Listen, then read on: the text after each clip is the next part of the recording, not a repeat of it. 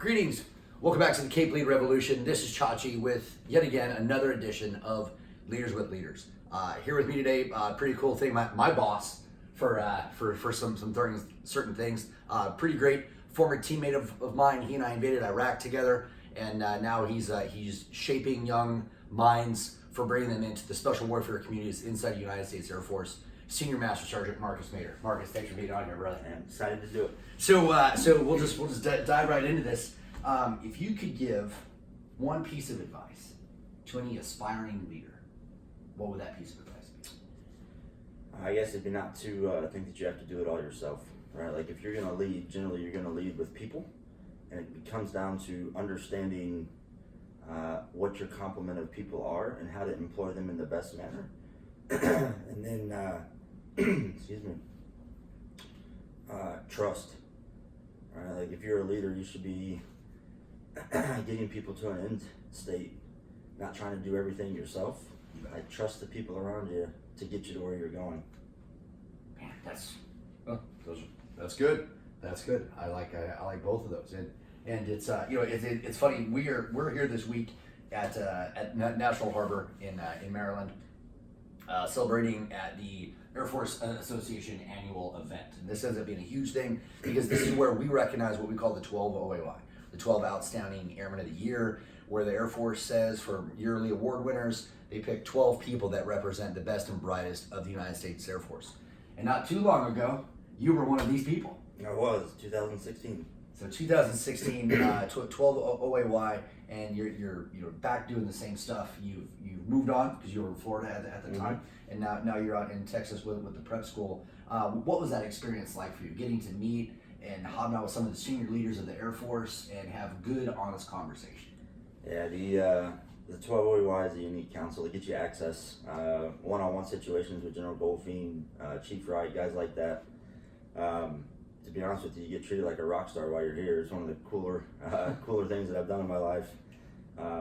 The dinner on Monday night, like the dinner is for you. Like that entire room is full of generals and industry and chiefs and you name it, and it's for the 12 guys that are going to get up, guys and gals that are going to be on the stage and be recognized. So it's a pretty unique experience.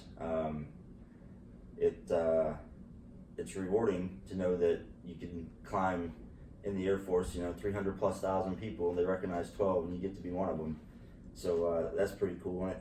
When I think about how cool it was, I don't think about how cool it was for me. I think about how cool it was for special warfare, special tactics, TACP, like all those things, because one of us was one of the 12 that were up there getting recognized. So pretty cool. The access and ability to talk to key leaders is second to none. There's a lot of times that the telephone game happens, or you get frustrated with the tasking because you feel like your maneuver area is small. And what you come to find out when you actually talk to the leader, the maneuver area was here. And every leader underneath them shaved a little bit off to make sure that you stayed inside of the parameters to satisfy what this guy needed. Man, there was so much more latitude than what you knew to begin with. So hearing directly from those guys, you don't have to worry about interpretations or agendas or what somebody thinks the guys think, and you get to hear exactly what their thoughts are and interact with them. So it's pretty awesome.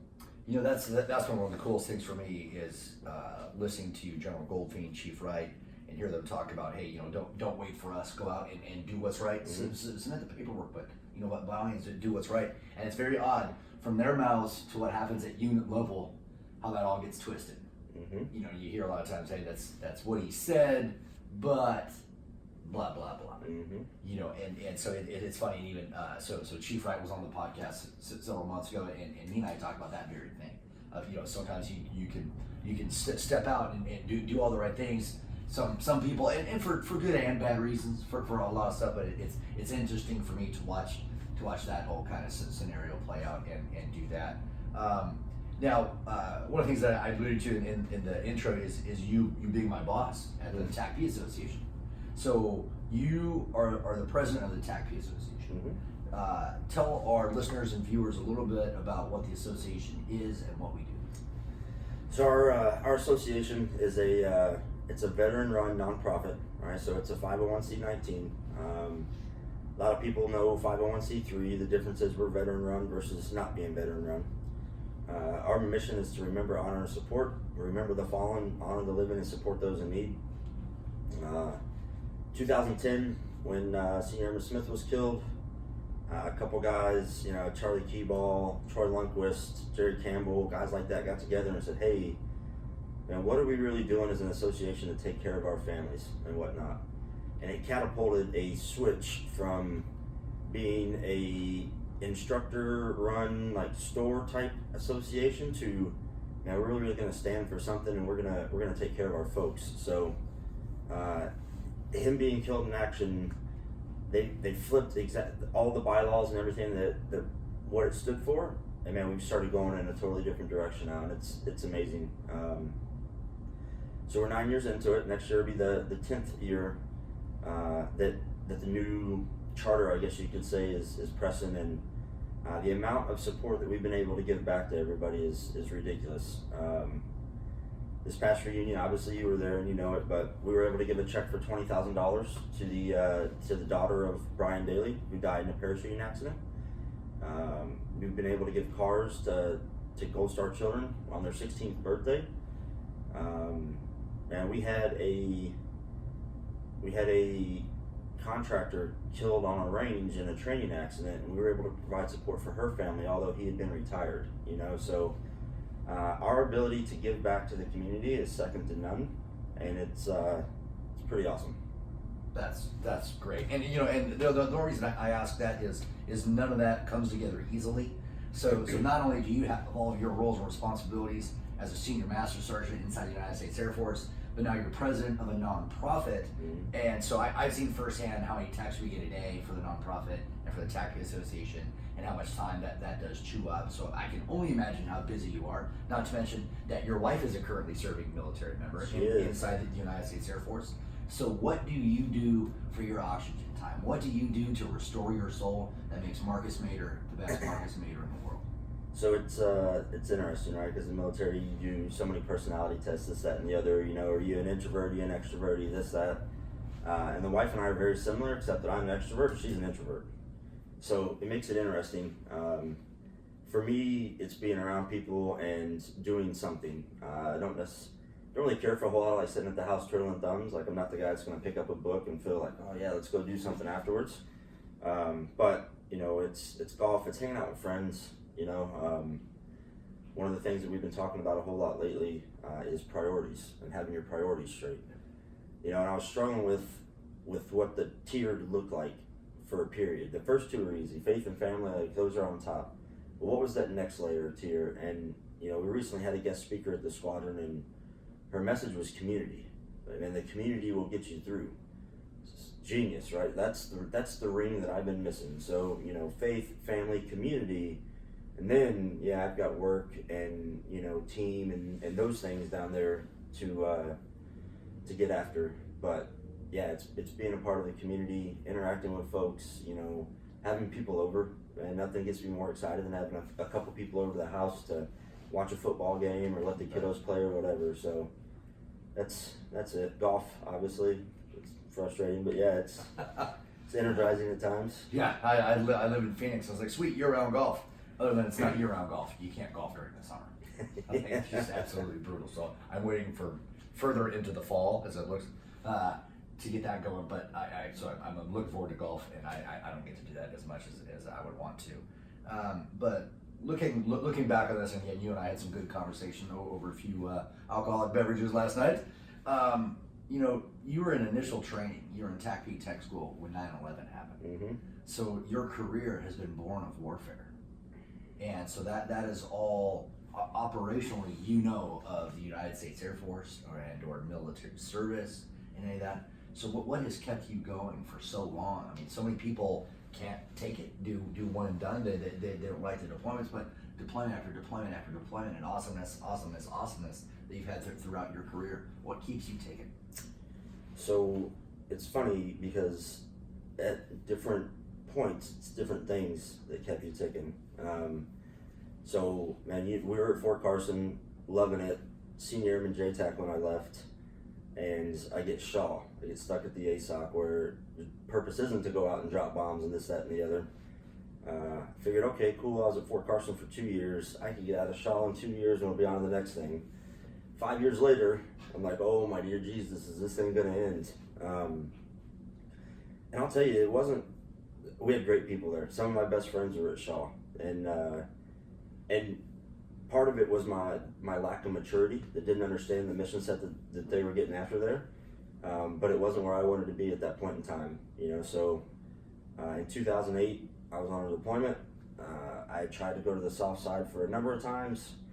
I couldn't get my packet through to whoever was making the decision to go, yeah, this is the guy we want. And so I'm deployed with Kenny Lindsay. And at the end of it, he says, hey man, I'll support your soft package now. And I was like, okay, whatever, thanks. I've kind of made a decision that I'm just gonna ride out my time and get out.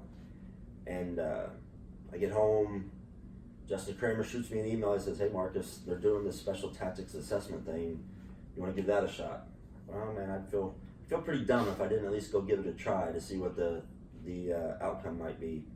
Lo and behold, I get picked up. I'm at Herbert Field, a couple of months after that. And that was the next catapult. So now I'm over the 10-year mark and going. Tech sergeant for life, right? Like I don't want to get up there. I don't want to be doing EPRs and all that jazz. And I wanted to continue to do the mission. And on one deployment, we came back and we were back in Bagram. And all the guys that I had a hand in training had kind of collapsed back in. And they started telling stories about their missions and their bombs that they were dropping, and this, that, and the other. And man, I was getting excited inside. So at that point, and I remember as a tech sergeant, I was like, man, I think I'm ready to do this leadership thing. Like, I don't have to be the guy that's on the radio controlling the airstrike every time. I can make sure that I can get the guys trained, equipped, and out there to do the mission and be just as satisfied. So that was a transition point for me at tech sergeant. And then master sergeant, man, when I took over a troop at the STS squadron, I went home that night and told Sarah, I said, hey babe, we just picked up 37 new children. And she gave me this look like, what? I was like, the boss offered me a team, and I told him yes. So the next however long it's gonna be, like we've got 36, 37 other children that we're gonna care for like ours, and I may not be home as early or whatnot. And being able to help guide those people and work them through their issues, again, was energizing. Like you get a lot of satisfaction out of seeing someone else be successful because of advice or mentorship or tips that you gave them. So each time it's been a little bit something different, you know what I mean? And at this point, it's the people, you know what I mean? Being able to take care of them the best that you can, before getting into echelons above reality where you're doing things that who knows for what reason. But right now I got a squadron of 150 or so people, and at any given time 300 to 400 students that it's my job to make sure they're taken care of and they've got everything they need to be as successful as they could be. So pretty cool. So as far as that goes, as far as having that squadron, 150 people, 300 or 400 students, talk about an exercise in leadership. So when you think of leadership, what does that mean to you? What are your first thoughts when you hear the word leadership? How does that affect you? Yeah, so I've been thinking about this a lot lately because I don't know that we necessarily have it have it right in the Air Force. Leadership it should be inspiring, right? It's motivating people to get a job done, or making them believe that they want to get the job done and making sure they understand why, right? Because inspiring can be taken in a couple different ways. I can inspire you because you get a paycheck from Uncle Sam. If you don't want to get paid, then yeah, you don't go do the thing, So there's different mechanisms or different means of inspiring, but for me, there's so much to it, right? There's being tactically and technically proficient so that you have the respect of the people around you. And that doesn't necessarily mean for us, dropping bombs anymore. Heck, I don't think I've been on the radio in 5 years to control airplanes. But my job is to make sure that I understand how best to take care of these people when it comes to what should a duty title read, what should career progression look like, how should I be doing those things. So having a grasping of that and being able to take care of them in that aspect. It's also emotional intelligence, being self-aware, being able to empathize with folks. You know, that I tell you, that's a difficult one for me. Putting myself in their situation, there's a lot of times where I'm like, suck it up, buttercup, like what's the big deal here? And it's sometimes that works with folks and a lot of times it doesn't. So being able to understand that and connect with airmen, you know, I've had a couple come up, you know, I have a civilian and a senior airman female in our orderly room, and when we did the initial sit down for her in processing, the senior airman, she's like, I was scared to come talk to you. I was like, scared? Why? Like, what are you talking about? She's like, you're an intimidating dude. And I was like, well, it's not by design, you know, it's cool, right? You know. And then we got to have a conversation. She's like, oh, you're not so bad. Like, you're pretty easy to talk to. I was like, well, you got to get past the shell, and then it's you know, it's some milk chocolate in there, you know.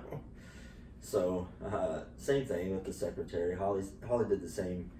She didn't know at first. She's like, oh, you look kind of intense. I'm like, oh, that's just me, you know, a little RBF, and then, you know, tell a joke and I'll laugh and life goes on. So leadership's so many different things. It's and how do you quantify it? How do you capture it? How do you recognize it in other folks? Like it's a difficult task. You know, it's easy to see star performers.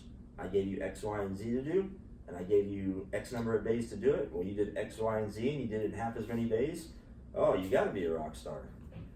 Doesn't mean you're necessarily ready to be in front of people and guide them and direct them and mentor them and mold them and all those things that I believe come with leadership. You know, and it's tough inside the Air Force. And again, for all the right reasons, we promote people based off of technical competence and not necessarily leadership prowess, because you can define what technical prowess is. You know, you can shape that. But as far as the leadership stuff, you know, I think we're trying to do better. I think the Air Force is doing better, but definitely a work in progress. But as far as that, so going back to your young airman days, like there's a lot of stuff that I talk about back and brag, right? Mm-hmm. It just happened to be where I was stationed. I can't believe I'm one of those guys. Yep. But I'm totally one of those guys. Yeah. But so you know, I was affected very, very positively, very negatively by the first team of leaders that I had in front of me. What was that experience like for you at Fort Carson? Because we had talking last night.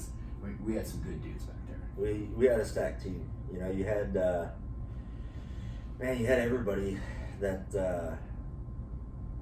So you had a Brett Barbie that for me is A1C Mader. You didn't talk to Staff Sergeant Barbie. Like that was the guy that you wanted to be, and he was over there. And like if he interacted with you, you're like, oh shit, like what's going on here? Make sure. All right, cool. I'm out of that one. Let's go back over here into my safe space type thing. And we had, so I had Rob Arcerio, who was an individual award winner at Lightning Challenge. There's a TACP award competition. He was amazing. His partner Paul Ford, they won team competitions. He was my boss in Korea, helped shape me greatly. Yeah, amazing. So I learned a ton from him. You know, he made me understand some things at a young age that were a little bit different, right? Because I wanted, hey, so we were with the 3rd Armored Cavalry Regiment. Hey, I want everybody to go out and get this training from you and this, that, and the other. And he's like, no, man, like it doesn't sink in like that. He says it's got to be smaller groups and focused. Otherwise, it's lost on everybody, the point that you're trying to get across. And I was like, okay. So we had phenomenal training on our Tuesdays when we did our little, 3rd ACR stuff, or our little squadron stuff. And then, let's see, so then I got Todd Saucier came in as my supervisor, and he taught me a lot about the communication and interaction about like caring for troops, man. Like indirectly, like he didn't say it, but he loved his troops like they were his kids. You know what I mean? Like we're always over at the house hanging out on the weekends or whatever the case was, and then like the relationship just got super tight. And he was without a doubt the fastest guy to stand up and defend his guys when leadership wanted to come at him for whatever reason. So we had him. You show up about that time. It wasn't very long after you showed up. We start ramping up for Iraq. We're getting ready to go. The fun part of that time was the competition between everybody. You know, it was, I think we were 3rd squadron, you guys were 2nd squadron, I don't remember, but it was whose uniforms look better on Mondays. You know what I mean? It was when you went out to do radio checks in 1800s, whose stuff was tighter, whose radios all worked first go, who could get their comms up the fastest, whatever the case was. And that competition drove everybody to be better, because you didn't want to be the guy that got beat. You know, you don't want to listen to that for the rest of the week until the next opportunity. So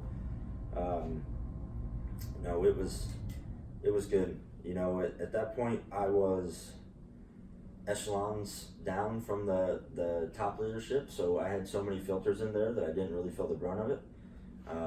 There may have been times where I wondered, why are we doing whatever it is we're doing, but I had enough leaders in the middle to, hey man, this is one of those just suck it up and go do it type times, or hey, there's a purpose for this, you know.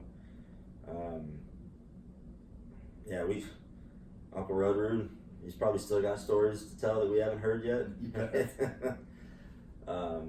It was a good team, and taking a little bit away from each of those guys. You know, when I got to Shaw, I had a guy sit me down, and staff sergeant, I didn't realize it. He said, "Marcus, you're getting groomed, and you just don't even realize it." I was like, "Say what?"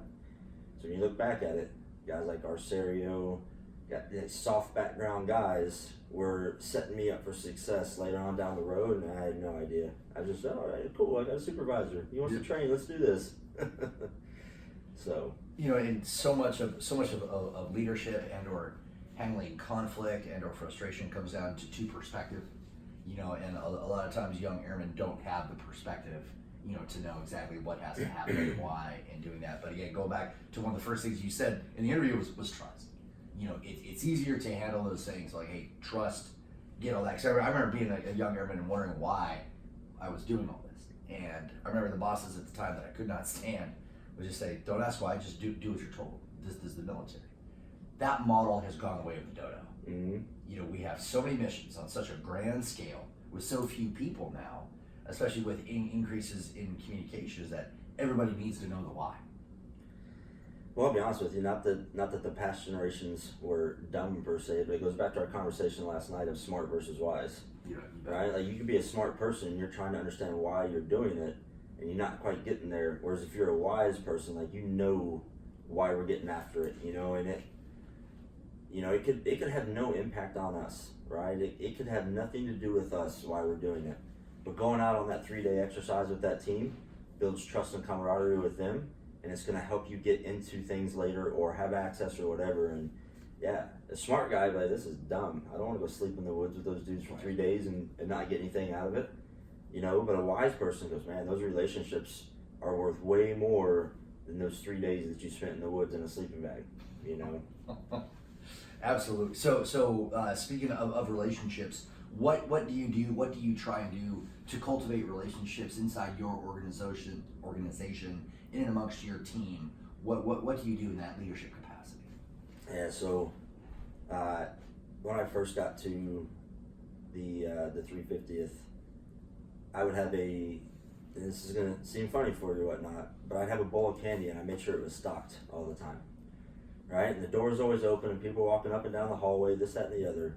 And I knew if I was in good graces with everybody, if people were coming in to grab candy and chit chat for a minute and say what's up and this, that, and the other, you know, when that bowl didn't budge and didn't move, okay, something's going on. Like, people, either I'm putting off a vibe that, hey, now's not the time, don't go see him, or there's something to that extent, you know. And it seems silly, but it just provides access. You know, access and opportunity gives you the chance to build those relationships. So I can talk to you about how your weekend was, and, you know, for us, we've got 3 GSUs. So we've got a GSU in Arizona at Fort Benning and down in Panama City. So leadership is difficult with them. It's telephone calls, it's trying to get out there. Even on JBSA, we're spread into 4 or 5 buildings that aren't co-located together. So in the past, it's really easy to foster relationships because you have all that access to people.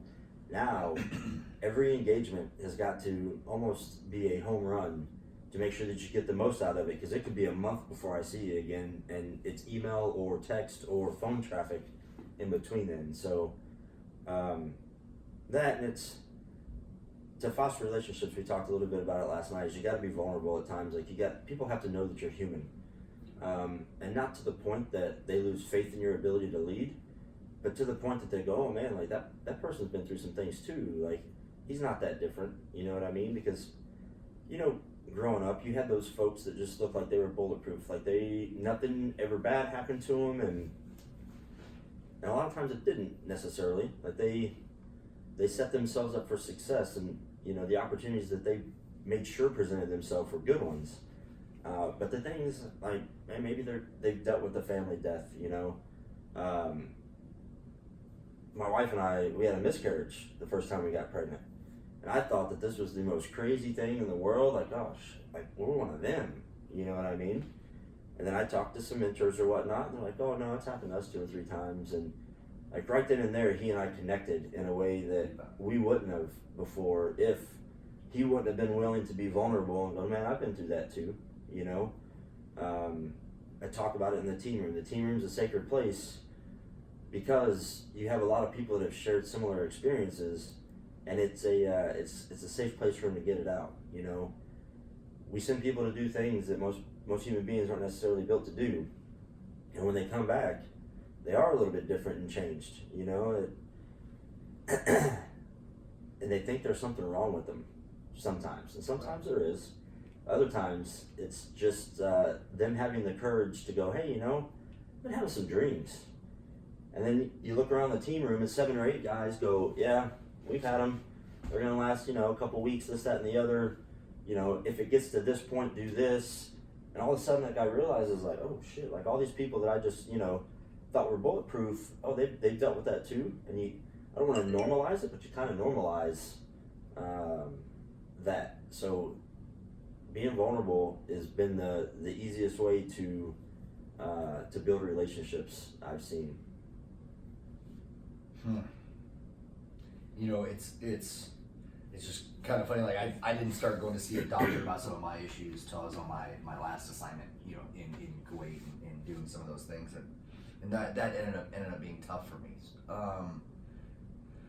So now that you know this, now that you know that people have a tough time being vulnerable and or they don't wear it on their sleeves per se, but they are open to a conversation. What do you try and do to shape those conversations and link people up and get people talking? Or is it leading by example? Is it having different seminars? Is it just one-on-one interviews? Tell them to go see the doc? What do you do to try and help them out? Yeah, so there's 101 things, you know what I mean? There's the buzz topics out there that you know, resiliency and suicide and this, like those just provide you opportunities to have discussions with folks, you know, and you know, as the enlisted leader of the squadron, I try not to do that with A1C Snuffy as much. Like I try to do it with all my master sergeants, right? Because, you know, little quick tangent, we'll come back to it. Flat and fat comms are good when you're trying to remove a network from a country or whatnot. Flat and fast comms remove leadership opportunities for people up and down the chain. So if I'm engaging with your A1Cs on a constant basis, I have now taken away a leadership opportunity for you at the E7 level and E6 level and E5 level and E4 level. So yeah, it could be long for it to cascade down that chain, but to develop leaders, we have to give them those opportunities. So I spent a lot of time trying to develop the E7s to go back to their sections and have these difficult conversations and whatnot. Some of it is the one-on-one stuff. You know, it's just having a plain Jane conversation with them and getting them to a point where they feel comfortable in there to talk about X. You know what I mean? I've had some unique experiences. I was a family assistance representative, so I can talk to folks about dealing with the family, going through the grieving process and this, that, and the other. And now I've built trust with them that I know a little bit about what they're going to talk about potentially. And I think people are worried about being mocked or made fun of and this, that, and the other. So you got to give them, it's got to be comfortable for them, you know? And that's that vulnerability-based trust. If you get your leaders to have that with each other, and when they're in a room trying to solve problems, you don't have the people that hide in the corner and don't open their mouths because they're afraid they're going to get ridiculed amongst their peers or this, that, and the other. Man, they trust that they're in there with their teammates to solve a problem, and they're they're going to try and communicate whatever ideas they have, at the risk of maybe getting a smirk or a little ha-ha, you know. So in relationships is it's different because it every person and their personality is a little bit different, you know. My boss and I right now, I think we make a really good team because he is a more charismatic leader, where I am a task-oriented guy. You know, and at any seminar you've been in, I'll tell you. So he's the guy that will spend 55 minutes talking to you about your weekend and your kids and how things are going, and the last 5 minutes getting the task done. And I'll spend the first 5 minutes getting the task done, and then cool, we can BS about football or whatever the thing is, but let's get the job done first, and then get into that. So the compliment that we give for each other is really good because he can think, man, we got to take care of the people a little bit more. I'm like, man, we got these tasks we got to get done. And we go back and forth to find that sweet spot to be able to keep it as harmonic as possible, I guess. So with that, we'll take it to our first break. So we'll be right back with Senior Master Sergeant Marcus Mader on the Cape League Revolution after this quick break.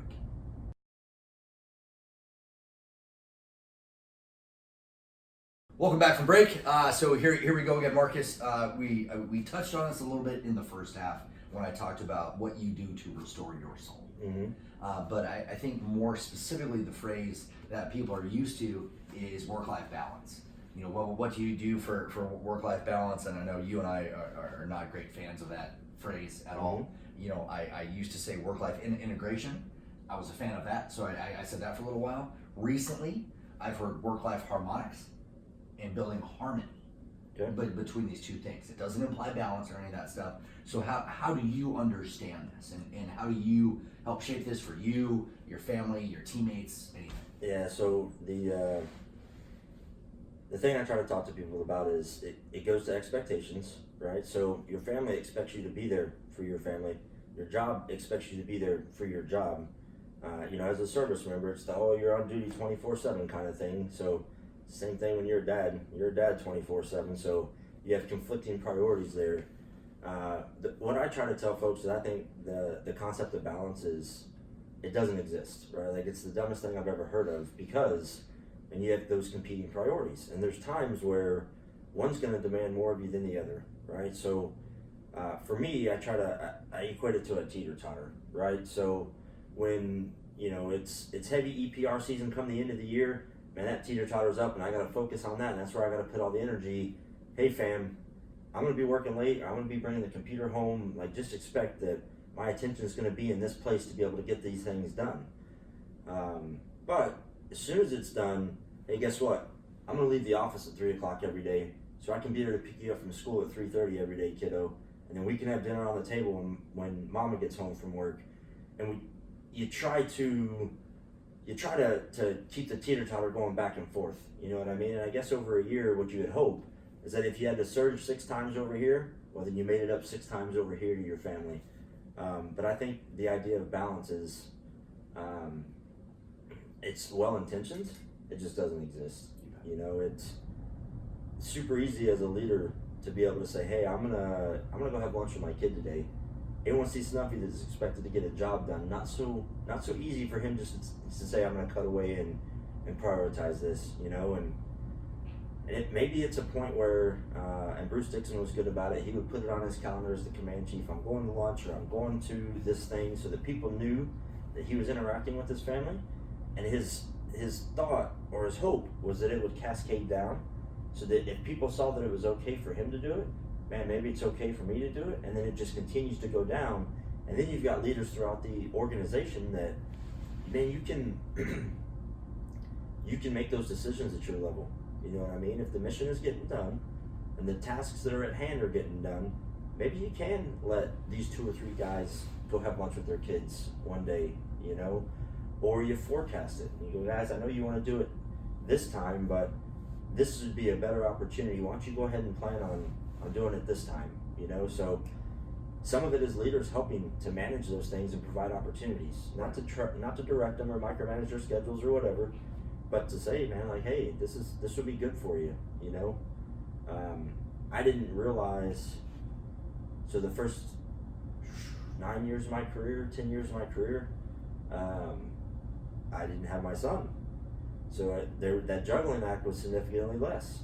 You know, Sarah's a rock star. She's in the military. She gets it. So, yep, let's go deploy, come back. You know, she would deploy, come back, and it wasn't. The equation was much more simple when it was just the two of us. Right. And then you get this little guy in there that, you know, no matter what, he's tugging on your heartstrings. And you're like, man, all right, now I got to figure this out a little bit differently. You know.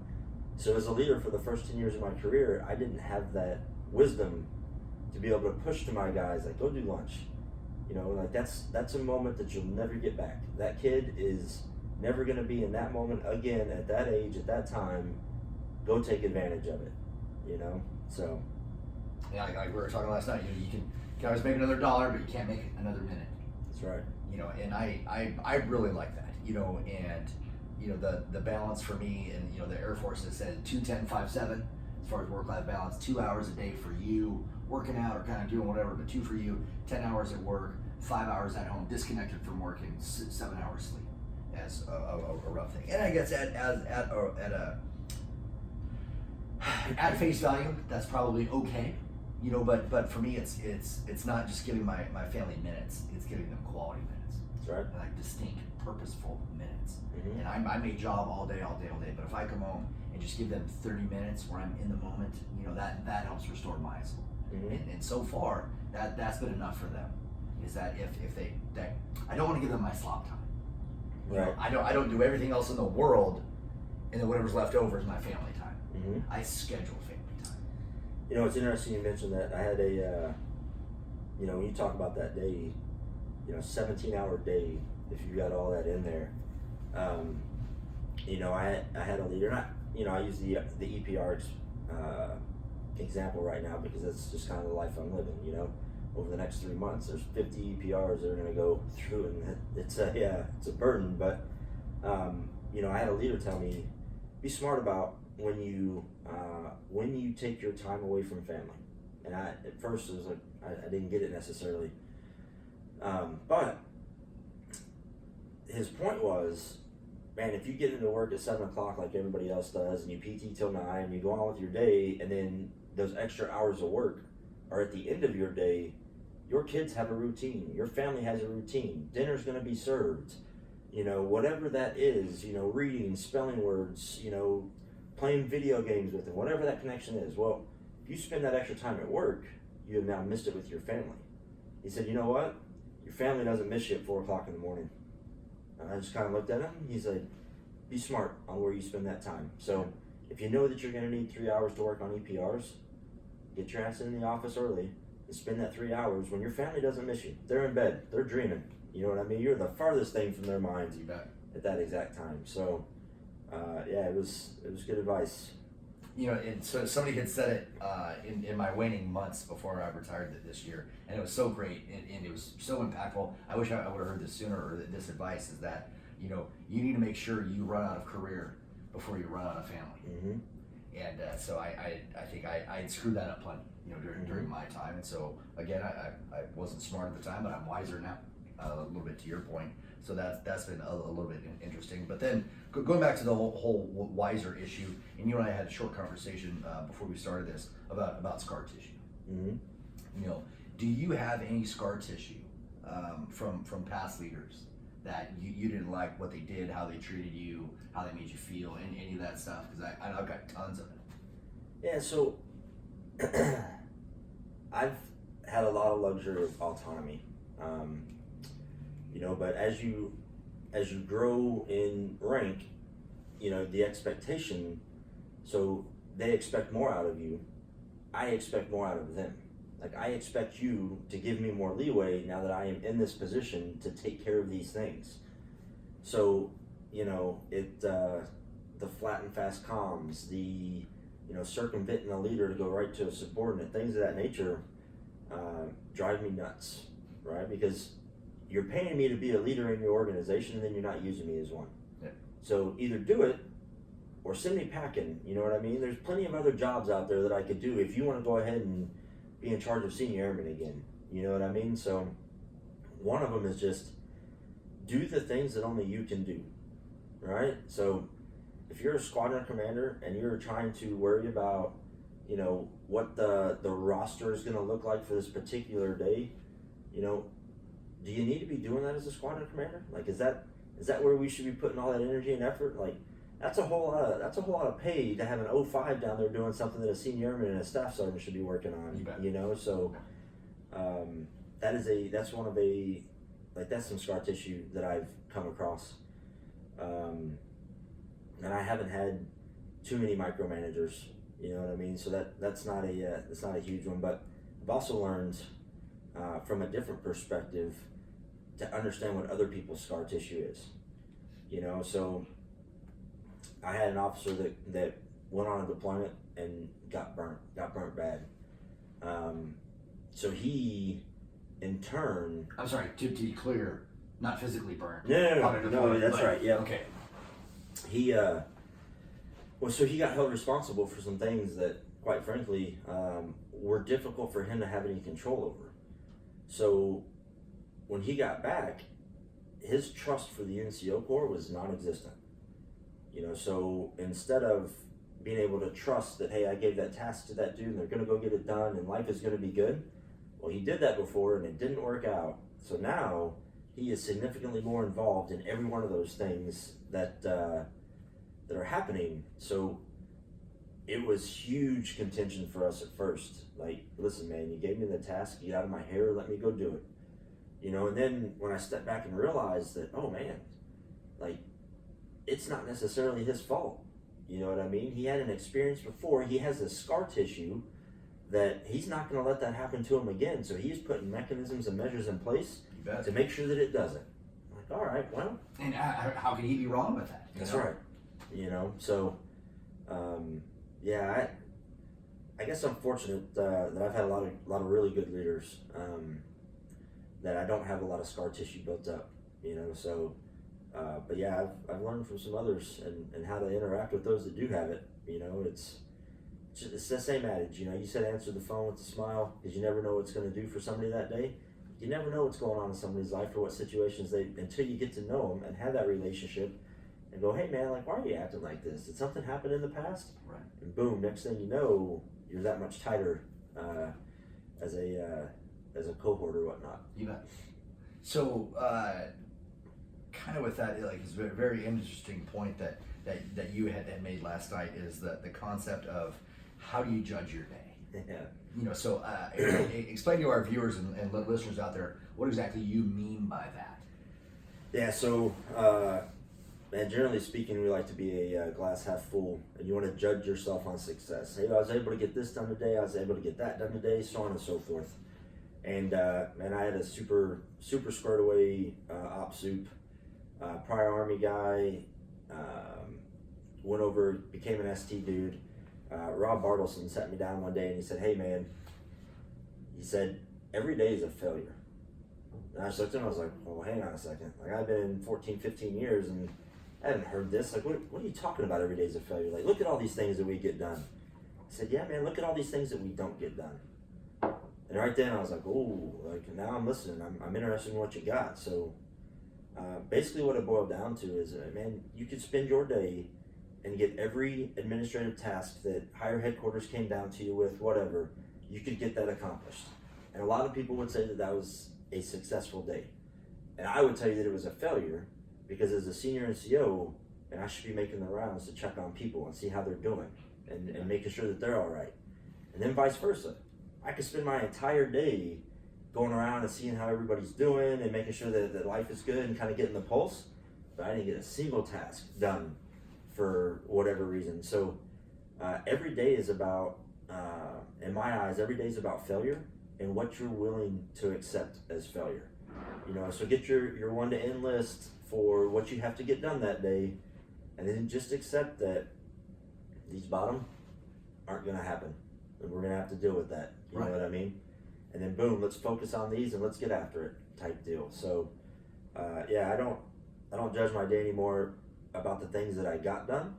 You know, although there are some rewarding days where like, oh, I got a lot. Mm-hmm. And I judge it on more on what I wasn't able to get done. You know, and I'm kind of a huge fan of that thought process too. Now, the majority of the words that I choose are positively spun. Mm-hmm. You know, so I'm a much more hey, I want to go home with this positive list. But the thing that I teach people is that I want people to go home at the end of the day knowing 5 things.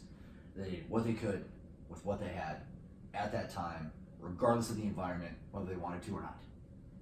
And and you can kind of roger up. If you can roger up to these 5 things, I think when you go home at the end of the day, perhaps it's not about what you did or didn't do. Mm-hmm. It's about the effort that you applied, where your heart was. But man, I because for years I'm the guy like, okay, I got this done on my to-do list, as far as that goes. And so, okay, I got those done. But I probably never had a good, solid conversation with myself about what I didn't get done.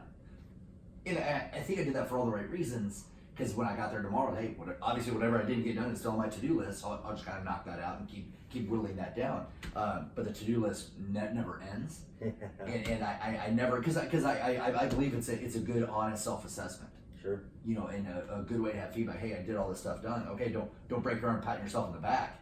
Focus on some of the other shit you missed.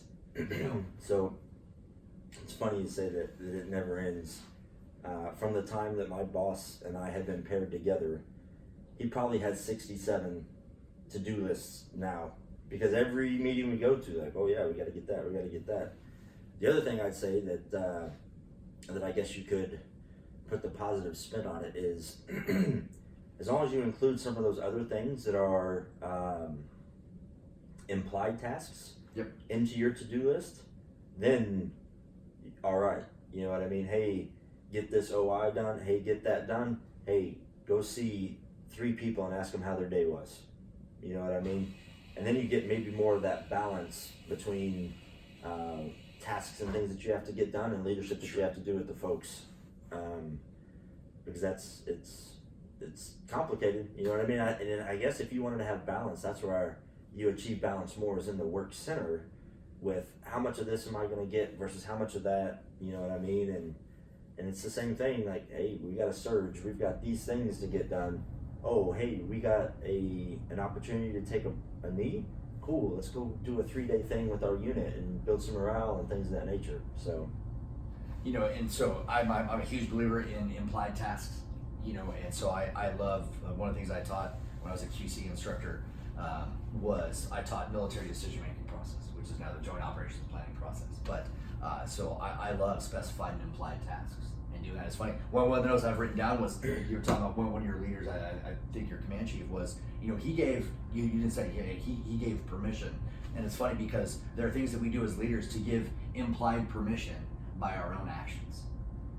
To where if you have it on your calendar, hey, I'm going to go have lunch with wife and son. Or you're going to go take off at 2:00 one day to take your son to the zoo. Show people you can give implied permission just by your example and say it is okay to do these things. Yep. You need to do stuff to restore your soul, and man, like what a phenomenal point. And so I absolutely love that, and that brings us to the end of our podcast today. But Marcus, thank you for your honesty. Thank you for your insight. Thank you not only for what you continue to do for the United States Air Force, but specifically what you do for the TACP Association. It's an honor to work for you. It's an honor to be your teammate. Going on 20 years now being your teammate. Yep. And it's been a whole hell of a lot of fun, my friend. Thank you for being on the podcast. Thanks for having me, man. All right, and we'll catch you here next time on the Cape Lead Revolution.